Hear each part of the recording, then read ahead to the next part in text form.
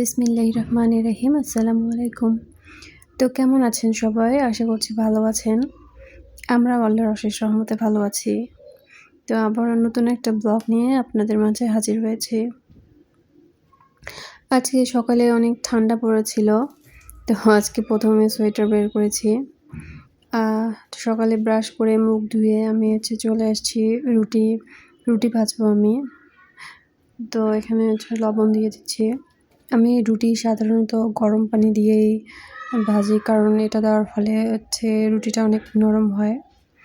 আমার কাছে কেন জানি না ঠান্ডা পানি দিয়ে আমি রুটি ভাজলে একদম অনেক শক্ত হয়ে যায় একদম।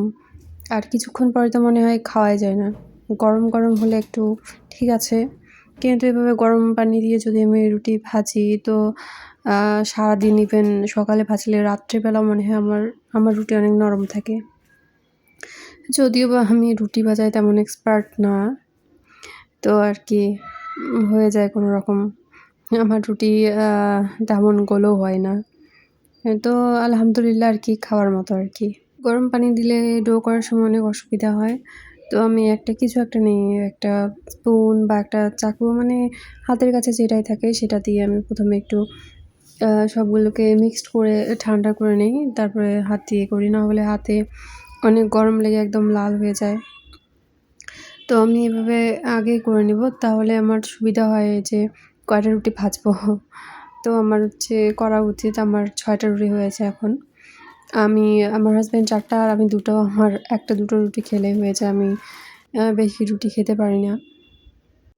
আমার হাজব্যান্ড রুটি অনেক পছন্দ করেন, আর আমি শুধু রুটিই ভাজবো, আর কিছু আমাকে রান্না করতে হবে না। কারণ কালকে রাত্রিবেলা আমি ডিউটিতে ছিলাম, তো আমার হাজব্যান্ড রান্না করেছিলেন ছোলার ডাল না বুটের ডাল কী বলে জানি না। তো ওই ডালগুলো অনেক বেশি করে রান্না করেছেন, তো অনেকগুলো আছে। তো ডাল দিলেই আমরা রুটি খেয়ে নেব। ওই ডালগুলো দিয়ে আমার রুটি খেতে অনেক ভালো লাগে। এই তো আমার রুটি ভাজা প্রায় শেষ, আর শুধু একটা আছে। রুটি ভাজলে আমার অনেক টাইম লাগে, 1 ঘন্টা প্রায় লেগে যায়। তো আলহামদুলিল্লাহ ফাইনালি শেষ। এখন দুজনে খেয়ে নিচ্ছি। আমরা একসাথেই খাই প্রায় মর্নিংয়ে। তো খেয়ে দিয়ে দুজনে জবে চলে যাব। আমি একটু ভাত রান্না করে নিয়ে যাব দুপুরের খাবার জন্য, আর উনি এসে দুপুরে খেয়ে যাবেন। সবজি কিছু একটা রান্না করা থাকলে অনেক সুবিধা হয়, আর না হলে অনেক বেশি টাইম লেগে যেত এই রুটি ভেজে তারপর কিছু রান্না করা। তো রাত্রিবেলা আমি বিশেষ করে রাত্রিবেলা একটু বেশি করে রান্না করি, কিছু যদি করি। সকালে উঠে আমি ওটা দিয়ে শুধু রুটি ভেজে নেই বা ভাত রান্না করে নেই, এটা দিয়ে খেয়ে নেই। আমাদের কোনো কিছু নেই, আমরা সকালবেলা উঠে ভাতও খাই অনেক সময়। আমার ভাত খেতে সকালে ভালোই লাগে। আগে খেতাম না, বাট আমার হাজব্যান্ড পছন্দ করেন ভাত খাওয়া সকালবেলা উঠে। তো আমি সকালবেলায় আগে কখনোই ভাত খেতাম না, তো ওনার দেখতে দেখতে আমারও এখন অনেক ভালো লাগে। আমার কোনো প্রবলেমও হয় না সকালে ভাত খেলে, বরং আমার ভালোই লাগে ভাত খেলে। তো যাই হোক, এটা কি যেন জোয়ার না ভুট্টা, যাই হোক, তো আমার এটা খেতে খুবই ভালো লাগে। এটা এখানে আমি সিদ্ধ করে নিয়েছি, সিদ্ধ করে খাই। কেউ কেউ পুড়ে খায়, এক একজনের এক এক রকম পছন্দ। আমি এটা সিদ্ধ করেই খাওয়া পছন্দ করি বেশি।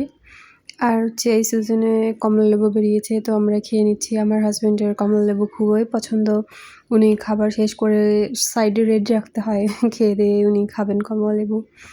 তো আমরাই তো বাচ্চাদের মতো করে দুজনে ছোটোবেলায় যেমন করে খেতাম, হাতে লবণ নিয়ে কিছু খেতাম, এরকম টক জাতীয় ফল।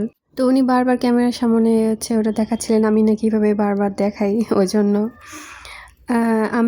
আমাকে একটা আমার হাজব্যান্ড অর্ডার করে দিয়েছিল নোভা থেকে হেয়ার ড্রাই করার জন্য। এটা মেবি ফ্লিপকার্ট থেকে অর্ডার করেছেন। আমার হাজব্যান্ড আবার আমার মতো না, উনি মিশো থেকে অর্ডার করা পছন্দ করেন না, কারণ মিশো অনেকবার চিট করে আর খারাপ কোয়ালিটির জিনিস দেয়। তো উনি মিশো থেকে অর্ডার করা একদমই পছন্দ করেন না। তো আমার ভিডিওর কোনো অংশ আপনাদের ভালো লাগলে প্লিজ লাইক সাবস্ক্রাইব করে আমার পাশে থাকবেন। আজকে এই পর্যন্তই। আসসালামু আলাইকুম।